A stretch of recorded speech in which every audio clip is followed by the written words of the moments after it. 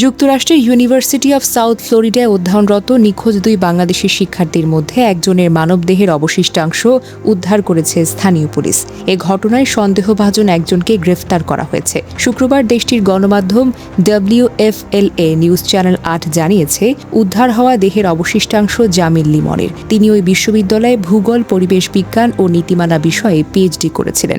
স্থানীয় পুলিশ এখনও নাহিদা বৃষ্টির সন্ধান চালিয়ে যাচ্ছে। তিনি একই বিশ্ববিদ্যালয়ের রসায়ন প্রকৌশলের শিক্ষার্থী। দুজনেরই বয়স প্রায় ২৭। গত ১৬ এপ্রিল তাদের সর্বশেষ দেখা যায় বলে জানিয়েছেন বিশ্ববিদ্যালয় কর্তৃপক্ষ। এই ঘটনার সঙ্গে সংশ্লিষ্টতার অভিযোগে লিমনের রুমমেট হিশাম আবুগার বিয়হকে গ্রেফতার করেছে হিলসবোরো কাউন্টি শেরিফ কার্যালয়। এসব তথ্য নিশ্চিত করেছে ওয়াশিংটন ডিসির বাংলাদেশ দূতাবাসের প্রেস বিভাগ।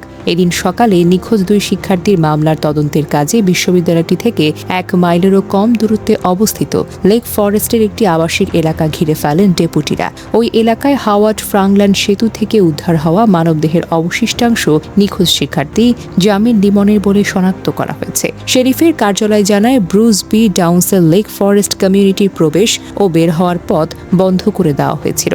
সকাল ১০:৩৬ সোয়াট ঘটনাস্থলে পৌঁছায়। সকাল ১১:৫৫ সন্দেহভাজন একজনকে আটকের খবর জানায় শেরিফ কার্যালয়। পরে তার পরিচয় প্রকাশ করা হয়। এ বিষয়ে যুক্তরাষ্ট্রের স্টেট ডিপার্টমেন্ট ও FBI এর সঙ্গে নিয়মিত যোগাযোগ করছে ওয়াশিংটন ডিসির বাংলাদেশ দূতাবাস।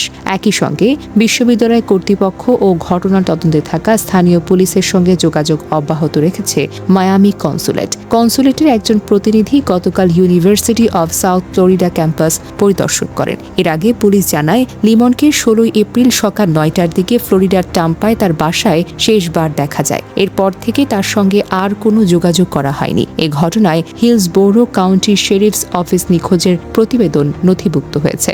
অন্যদিকে নাহিদা বৃষ্টিকে একই দিন সকাল ১০টার দিকে বিশ্ববিদ্যালয়ের ন্যাচারাল অ্যান্ড এনভায়রনমেন্টাল সায়েন্সের ভবনে সর্বশেষ দেখা যায়। বিশ্ববিদ্যালয়ে পুলিশ আর নিখোঁজের ঘটনাও নথিভুক্ত হয়েছে। লেক ফরেস্ট কমিউনিটি হল একটি ডিড রেস্ট্রিক্টেড এলাকা। ডিড রেস্ট্রিক্টেড কমিউনিটি বলতে হোমওয়ার্স অ্যাসোসিয়েশনের অধীনে এমন আবাসিক এলাকা বোঝায় যেখানে বাসিন্দাদের কর্মকাণ্ড সীমিত রাখতে নির্দিষ্ট চুক্তি করা থাকে। পুলিশ এখনও তদন্ত চালিয়ে যাচ্ছে। নাহিদা বৃষ্টির সন্ধানে আরও তথ্য বেরিয়ে আসতে পারে। যদি কারো কাছে কোনো তথ্য থাকে তাহলে হিলসবোরো কাউন্টি শেরিফস অফিসে গিয়ে যোগাযোগ করার একটি অনুরোধ করা হলো।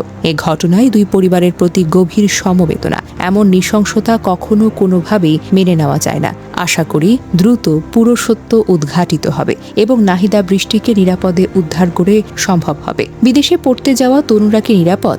বন্দুকদের আড়ালে কি লুকিয়ে থাকতে পারে ভয়ঙ্কর বিপদ? এই ঘটনাটি শুধু একটি খুন নয়, বরং এটি একটি সতর্কবার্তা। বিশ্বাসের মানুষও কখনো কখনো সবচেয়ে বড় হুমকি উঠতে পারে। এখনও সবচেয়ে বড় রহস্য হলো, নাহিদা বৃষ্টি কোথায়? তিনি কি জীবিত, নাকি আরও বড় কোনো ট্র্যাজেডির অপেক্ষায় আছে এই ঘটনা?